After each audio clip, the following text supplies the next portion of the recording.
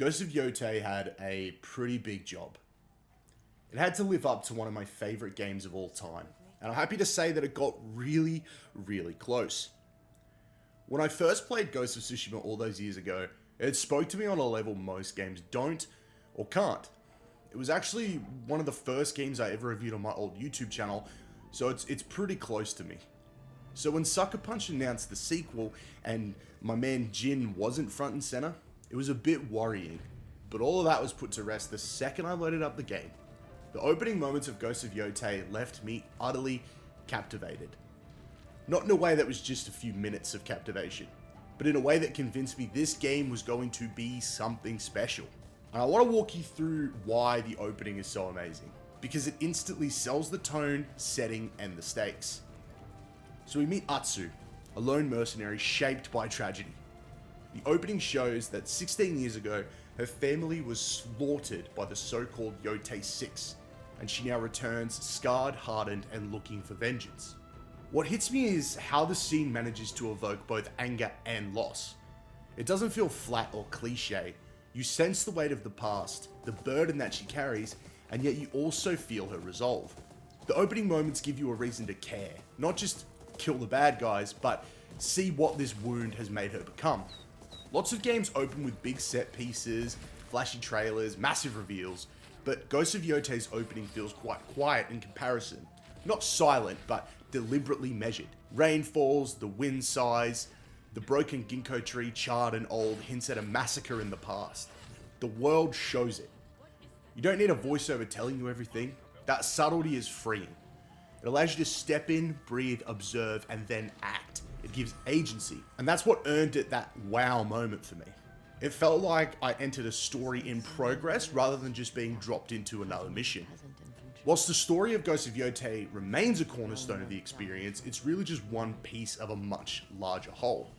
Exploring and battling your way across Ezo is constantly engaging, not because the game reinvents what Ghost of Tsushima already perfected, but because it thoughtfully refines and expands on those ideas in a meaningful, often understated way. The guiding wind makes a welcome return once again, serving as an elegant solution to navigation that keeps you focused on the landscape instead of menus and a cluttered HUD. It's a small detail that massively boasts immersion, especially in a world that's stunningly realized.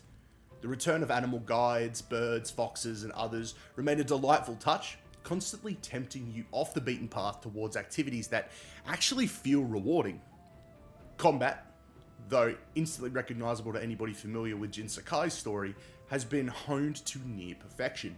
Every encounter feels like a dance, fluid, reactive, and tactical, with fast weapon swapping that gives you adaptability on the fly. The stealth system also carries forward that balances between accessibility and creativity, and also just feels like a massive improvement over the first game. Introducing new gadgets and techniques that make silent approaches more dynamic and satisfying than ever. If there's one area where Ghost of Yōtei truly shines, in my opinion, it is its pacing. The game strikes a rare balance. Its main story is gripping, yet the side content constantly pulls you in without ever feeling like a distraction. Each optional mission feels meaningful, delivering self-contained tales that add texture to the world and naturally push Atsu's evolution as an Onryo.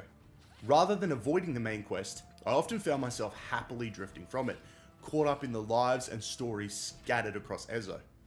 What helps this flow so beautifully is the near instant fast travel. It feels almost unreal how quickly you can jump between distant regions. Upgrading your gear or cash in contracts, there's virtually no downtime. The world keeps you in motion, making hours melt away in what feels like minutes. Still, players who prefer a more grounded approach, the game includes clever systems that let Atsu summon merchants and craftsmen to her camps.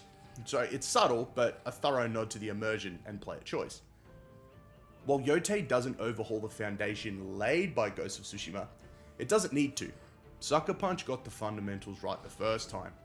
What stands out most here is how a sequel elevates its storytelling and character work.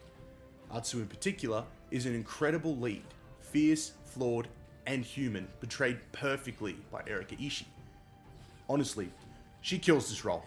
She carries herself with a volatile mix of grief and determination.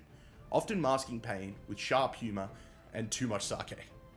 Watching her grow, stumble, and strengthen through her journey, and seeing how those around her respond, makes every moment feel alive.